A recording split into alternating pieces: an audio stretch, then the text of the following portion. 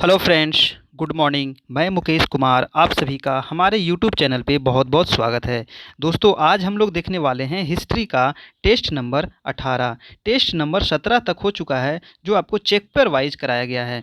तो जाइए, प्लेलिस्ट में आपको सभी वीडियो मिल जाएगा, आप आसानी से वहाँ देख सकते हैं। और इस वीडियो के नीचे भी आपको लिंक दे दिया जाएगा, जहाँ से आप इसको देख सकते हैं। आज हम लोग देखने वाले हैं टेस्ट नंबर 18 में दोस्तों दिल्ली सल्तनत। दिल्ली सल्तनत के अंतर्गत प्रथम जो वंश था गुलाम वंश, इससे जितने भी प्रश्न आपको बनते हैं सभी यहाँ पे इकट्ठा किया गया है। तो चलिए आज स्टार्ट करते हैं गुलाम वंश से संबंधित क्वेश्चन और उत्तर को उसके। ठीक है, प्रश्न उत्तर यहाँ पे सभी आपको कराया गया है। आज का पहला प्रश्न है दोस्तों कि कुतुबुद्दीन ऐबक का राज्याभिषेक कब हुआ था। तो कुतुबुद्दीन ऐबक का राज्याभिषेक 24 जून 1206 ईस्वी को हुआ था। दूसरा प्रश्न है, कुतुबुद्दीन ऐबक ने अपनी राजधानी कहाँ बनाई। तो अपनी राजधानी लाहौर में बनाई थी। तीसरा प्रश्न है, कुतुबुद्दीन ऐबक कुरान पढ़ने के कारण किस नाम से प्रसिद्ध हुआ था। तो कुरान पढ़ने के कारण कुराना ख्वा के नाम से प्रसिद्ध हुआ था, है ना, यानी कुरान का पाठ करने वाला। अगला प्रश्न देखिए, 4 नंबर प्रश्न है कि किसने मलिक तथा सिपह सलार की पदवियां धारण की। मलिक तथा सिपह सलार की पदवियां, तो वो था कुतुबुद्दीन ऐबक। नेक्स्ट है 5 नंबर कि किस शासक ने कभी भी सुल्तान की उपाधि धारण नहीं की। तो वो था आपका कुतुबुद्दीन ऐबक। नेक्स्ट है प्रश्न 6 नंबर कि भारत में प्रथम मस्जिद कुव्वत उल इस्लाम जो दिल्ली में है, इसकी स्थापना किसने की, है ना। कुव्वत उल इस्लाम जो मस्जिद है दिल्ली में, जो प्रथम मस्जिद थी, इसका निर्माण किया था कुतुबुद्दीन ऐबक ने।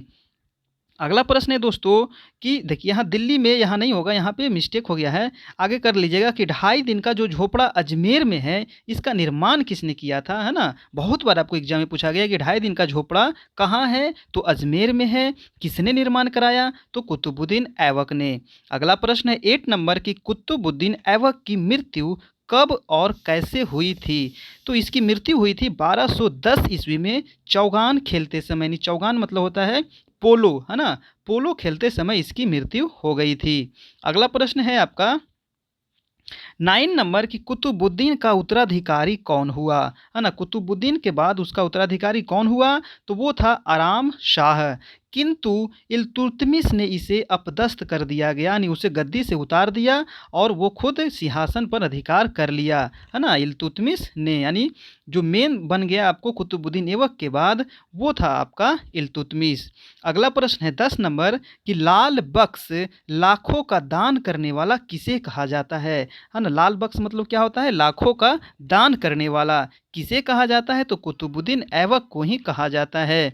अगला प्रश्न है दोस्तों 11 कि कुतुब मीनार की नींव किसने डाली थी। तो किसने डाली थी, तो कुतुबुद्दीन ऐबक ने डाली थी। कब डाली थी, तो 13वीं शताब्दी में।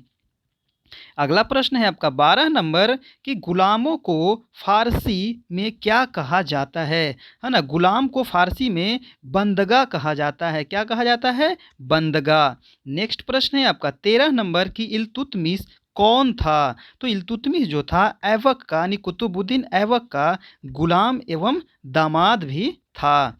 नेक्स्ट प्रश्न है 14 नंबर कि कुतुबुद्दीन ऐबक की मृत्यु के समय बदायूं का गवर्नर कौन था। तो बदायूं का गवर्नर था आपका इल्तुतमिश, है ना। जब कुतुबुद्दीन की मृत्यु हुई थी उस समय बदायूं का गवर्नर इल्तुतमिश था। अगला प्रश्न है आपका 15 नंबर, इल्तुतमिश ने लाहौर से राजधानी को स्थानांतरित करके कहाँ ले गया। जब कुतुबुद्दीन ऐबक जब शासक बना था तो अपनी राजधानी को लाहौर बनाया था, लेकिन जब इल्तुतमिश बना तो अपनी राजधानी को कहाँ ले गया दोस्तों, दिल्ली ले गया स्थानांतरित करके। अगला प्रश्न है 16 कि इल्तुतमिश का कार्यकाल कब से कब तक था। तो इल्तुतमिश का जो कार्यकाल था 1210 ईस्वी से 1236 ईस्वी तक रहा, है ना। इतना दिन वो शासन किया। और कुतुबुद्दीन का ये कार्यकाल कितना था, तो 1206 से लेकर के 1210 ईस्वी तक। अगला प्रश्न है आपका 17 नंबर गुलाम वंश का वास्तविक संस्थापक किसे माना जाता है? तो इल्तुतमिश को ही माना जाता है गुलाम वंश का वास्तविक संस्थापक। और सिर्फ संस्थापक पूछा जाए तो आपका हो जाएगा कुतुबुद्दीन ऐबक। अगला प्रश्न है आपका 18 नंबर कि दिल्ली का प्रथम शासक कौन था जिसने सुल्तान की उपाधि धारण कर स्वतंत्र सल्तनत की स्थापना की? तो वो शासक था आपका इल्तुतमिश, है ना। जो दिल्ली का प्रथम शासक था ये, जिसने सुल्तान की उपाधि धारण किया और स्वतंत्र सल्तनत की स्थापना की, इल्तुतमिश। अगला है प्रश्न 19 कि गुलामों का गुलाम किसे कहा जाता है? तो वो है इल्तुतमिश को ही गुलामों का गुलाम कहा जाता है। क्यों कहा जाता है? क्योंकि मोहम्मद गोरी का गुलाम कौन था? कुतुबुद्दीन ऐबक। और कुतुबुद्दीन ऐबक का गुलाम कौन था? इल्तुतमिश। इसलिए इसको कहते हैं गुलामों का गुलाम। अगला प्रश्न है दोस्तों 20 नंबर कि कुतुब मीनार का निर्माण कार्य किसने पूरा किया था? देखिए कुतुब मीनार का जो दिल्ली में है, इसका निर्माण शुरू किसने किया था? तो कुतुबुद्दीन ऐबक ने। लेकिन वो मर जाने की वजह से ये काम अधूरा रह गया। और उसको पूरा किसने किया? तो इल्तुतमिश ने, है ना। चलिए अगला प्रश्न है आपका 21 इक्ता व्यवस्था किसने प्रारंभ की थी? इक्ता प्रथा एक था, यानी व्यवस्था था, ये इल्तुतमिश ने ही प्रारंभ किया था। इसके अंतर्गत क्या होता था? तो जो सभी सैनिक थे और गैर सैनिक थे, उनके अधिकारियों को नगद वेतन, है ना, नगद वेतन के बदले भूमि प्रदान की जाती थी, है ना, इक्ता व्यवस्था में। अगला प्रश्न है कि दल चालीसा यानी चहलगानी का गठन किसने किया था? है ना। बहुत बार आपको एग्जाम में जो भी क्वेश्चन आपको लिखा है दोस्तों, आपको सभी भी आई है। आप सभी प्रश्न को एकदम ध्यान से पढ़ें, शुरू से अंत तक देखें और इसको याद कर ले, है ना। तो दल चालीसा का गठन किसने किया था? तो इल्तुतमिश ने ही किया था। नेक्स्ट प्रश्न है आपका 23 रणथंभौर का दुर्ग जीतने वाला प्रथम शासक कौन था? तो वो था आपका इल्तुतमिश ही रणथंभौर का दुर्ग जीतने वाला प्रथम शासक। अगला प्रश्न है 24 सर्वप्रथम अरबी सिक्के का प्रचलन किसने किया था? अरबी सिक्के का प्रचलन सबसे पहले इल्तुतमिश ने ही किया था, है ना। और ये चांदी का टंका और तांबे का जीतल का भी प्रचलन किया था। ये बहुत बार एग्जाम में पूछा गया है कि तांबे का टंका और चांदी का टंका और तांबे का जीतल का प्रचलन किसने किया था? तो इल्तुतमिश ने किया था, है ना। और दिल्ली में टकसाले की स्थापना की थी। अगला प्रश्न है 25 भारत में गुंबद निर्माण का पिता किसे कहा जाता है ना। जो मस्जिद बनाया जाता है उसके ऊपर जो गुंबद रहता है, उसका निर्माण का पिता किसे कहते हैं? तो इल्तुतमिश को ही कहा जाता है। क्यों कहा जाता है? क्योंकि उसने सुल्तानगढ़ी मकबरा अपने पुत्र नसीरुद्दीन महमूद की कब्र पर निर्माण कराया था सबसे पहले। और यह भारत का क्या था? प्रथम मकबरा था। तो ये याद रखिएगा। अगला प्रश्न है 26 कुतुबुद्दीन की मृत्यु कब हुई थी? तो कुतुबुद्दीन की जो मृत्यु हुई थी वो अप्रैल 1236 ईस्वी में इसकी मृत्यु हो गई थी। इसका कार्यकाल कब से कब तक था? तो 1210 से 1236 ईस्वी तक, है ना। अप्रैल 1236 में ये मृत्यु हो गया। अगला प्रश्न है 27 इल्तुतमिश ने हौज ए सुल्तानी का निर्माण कहाँ करवाया था? तो ये दिल्ली ए कुहना के निकट हौज ए सुल्तानी का निर्माण करवाया था।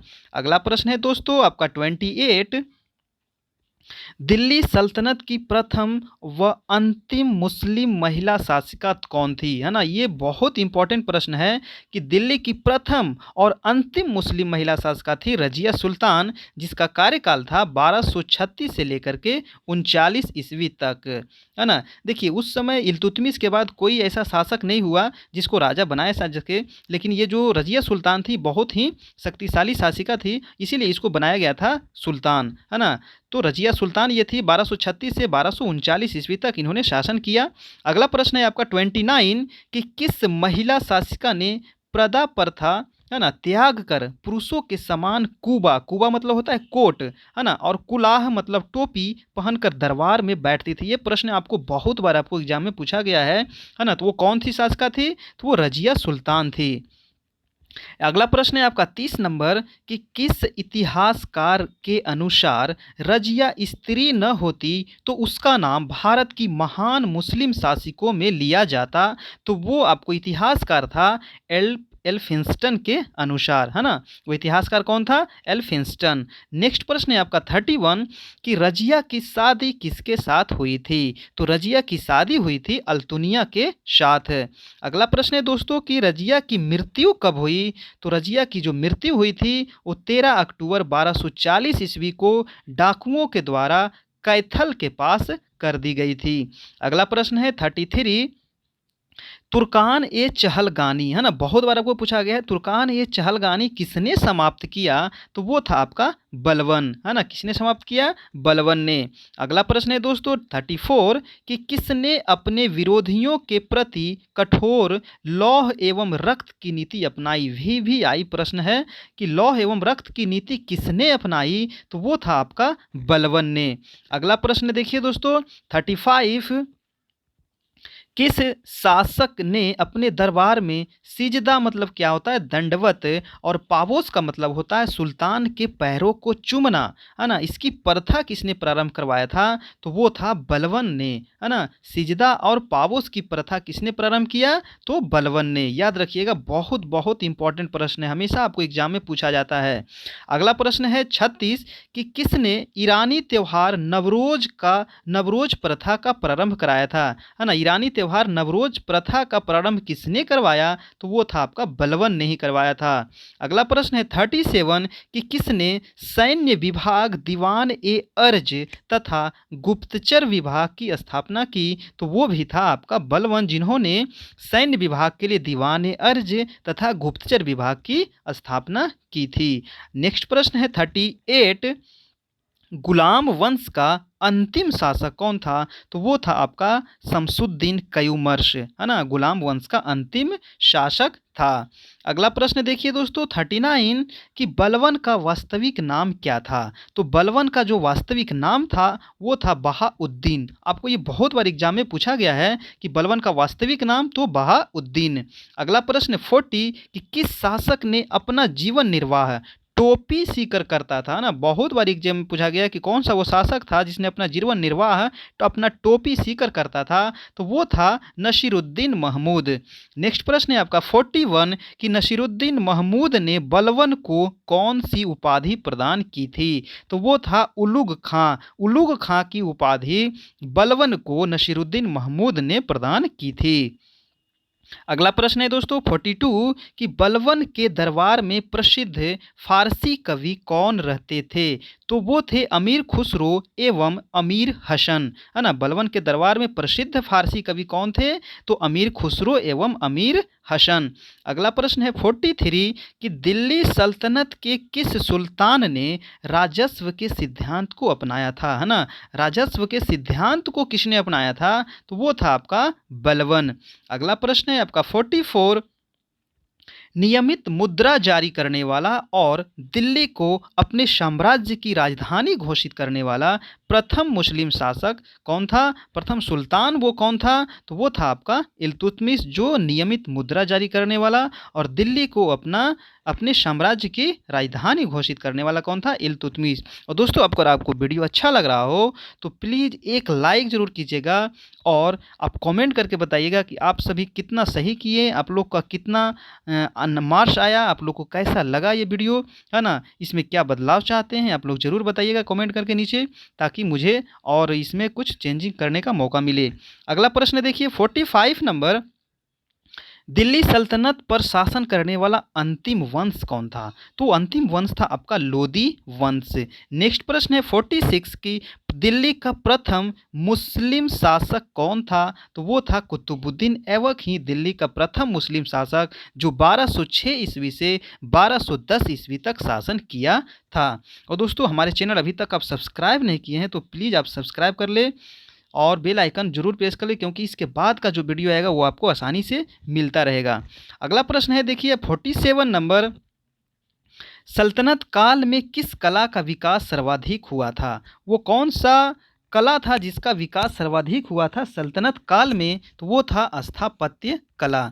अगला प्रश्न है दोस्तों आपका 48 कि चंगेज खान के नेतृत्व में मंगोलों ने किसके शासनकाल में भारत पर आक्रमण किया था? चंगेज खां के नेतृत्व में मंगोलों ने किसके शासनकाल में भारत पर आक्रमण किया था? तो वो था आपका इल्तुतमिश, है ना। इल्तुतमिश का कार्यकाल तो पता है 1210 से 1236 ईस्वी। कार्यकाल पूछा जाता है आपको, इसलिए मैं बार बार बता रहा हूँ। नेक्स्ट प्रश्न है आपका 49 और आज का लास्ट प्रश्न कि दिल्ली में स्थित कुतुब मीनार का निर्माण किस शताब्दी में किया गया? तो वो था आपका 13वीं शताब्दी। और किसने शुरू किया था? तो कुतुबुद्दीन ऐबक ने। और किसने पूरा किया था? तो वो था इल्तुतमिश ने। तो ये था दोस्तों आज का टेस्ट।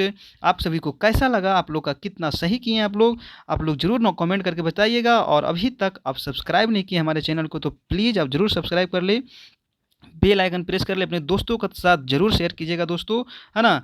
और कितना मार्क्स आया जरूर बताइएगा। ये हमारा चैनल है ज्योग्राफी बाय मुकेश सर, इसको जरूर सब्सक्राइब करें। ये हमारा व्हाट्सएप ग्रुप है, ये हमारा टेलीग्राम चैनल है जहाँ से आपको PDF प्राप्त हो जाएगा। ये मेरा फेसबुक पेज है, ये हमारा इंस्टाग्राम है, आप इससे जुड़ सकते हैं। ठीक है दोस्तों, फिर कल मिलते हैं।